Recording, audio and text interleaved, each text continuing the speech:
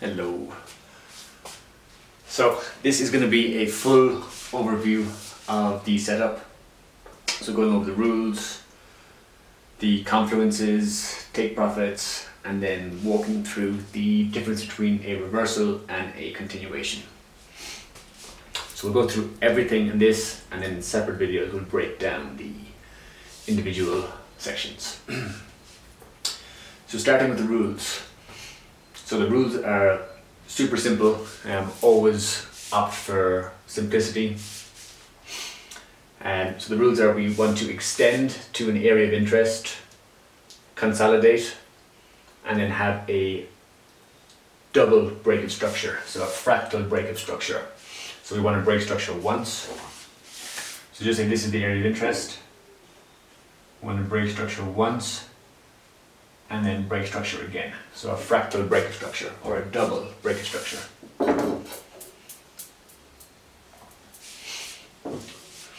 And that's it. That's literally the rules.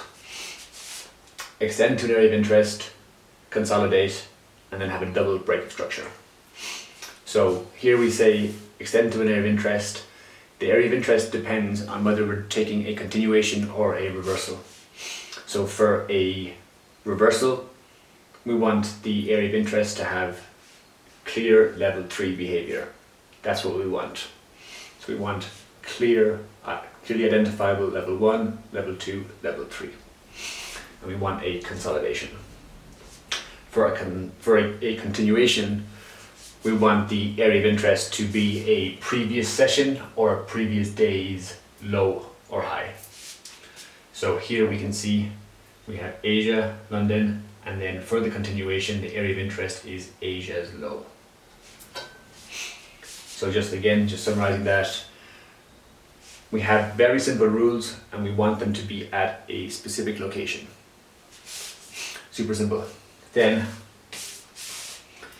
in terms of confluences, these are basically just things we can add on to increase the probabilities of our trade. So we can have the DXY also having a fractal breakup structure at the same time that our pair is having that. That adds to the probability. We can have the breakup structure happening at the beginning of a new 15-minute candle. So again, that adds the probabilities. It can be an ID50, so basically this happening on the EMAs. So this could be happening, this pullback for the continuation could be happening on the 50 or the 200 EMA. Strengthens our probabilities. The trade can be happening in a previous session's order block. So for instance, if this was an order block here, this trade happening in a previous session's order block or supply and demand zone increases the chances. And then volume on shift. So basically, if when we have the consolidation and we get the shift, if there's high volume, that increases the likelihood. Good. And then in terms of take profit, the way that I measure my take profit is I will measure the last push down before the move up. So for instance, here we can see this is the last push down. So I'll just do my range expansion and I will just target either 1, 2, or 3 expansions of that last push down. So here we can see the last push up. You just measure it and then extend it 1, 2, and then if it's the high of the week, you can go for a third one. Right. So then talking through the actual trades. So in a continuation model, rules are the same. We just want to extend to an area. Consolidate, that's important, very important. So all the best trades come out of consolidation. So the compression for the expansion, the in-breath for the out-breath.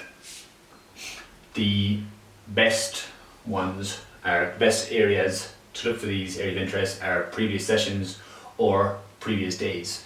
So if this was the low of the previous day, this would be just as valid. So we can have the day trading, and then we want to extend to an area. So maybe New York opens here and we push down, and then the important part is then we want price to go sideways once we reach our area of interest. So whether our area of interest is up high or it's down low, we want price to extend there and start to go sideways. That's the first thing that I look for. I will not take a trade if it's just come to this area of interest and broken structure. Sometimes they will go, majority of the times they won't. So I want it to come to my area of interest and then go sideways. The consolidation is the first thing I'm looking for. Then I'm looking for, ideally, for them to trap volume at the beginning of a new 15-minute candle. So I want them to go sideways, and then I'm watching the 15-minute rotations. And I'm looking to see, okay, do we, just say equities opens and we push up, then we go down. We've now sent traders short. If we then break structure after that, I'm monitoring this like a hawk, waiting for a coil. So waiting for a fractal break of structure. So we have our first break of structure. I'm waiting for that second break of structure. That second break of structure should have a coil. The best trades would have a coil. And what I mean by coil is they have the break of structure. So say structures here, we break structure, then we will go back small candles. So a big candle breaking structure, followed by small candles pulling back.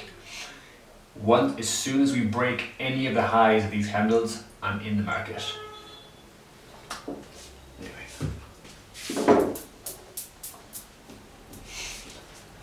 And then again, I'm in the market, and then I just measure the last push down before the move up. And that's my take profit. Then for reversals, the area of interest is clear level 3 behavior. So we want to be able to identify, here's level 1, here's level 2, we're now in level 3. This can be 3 pushes, it can be 3 numbers boxes, it can be 3 sessions, Asia, London, New York. All we want to do is be able to identify level 3 in some format. Once we have level 3, once we pushed up once, twice, 3 times, I'm waiting for us to go sideways. So I'm not entering in on the first break of structure as soon as we come up there. Sometimes it will go, yes, but there's much lower probability than if we wait for a price to actually go sideways. Once we've created some form of a consolidation, then I'm watching the 15-minute changeovers again. I'm waiting to see what happens at the beginning of every 15-minute candle. So let's say again we're turning over from hour 2 to hour 3 of New York. We break structure, we then take out the highs, break structure to the downside. That first break of structure I'm not entering on, I'm waiting for price to, so we have our first break of structure, waiting for price to then coil back for the continuation. So we want a double break of structure.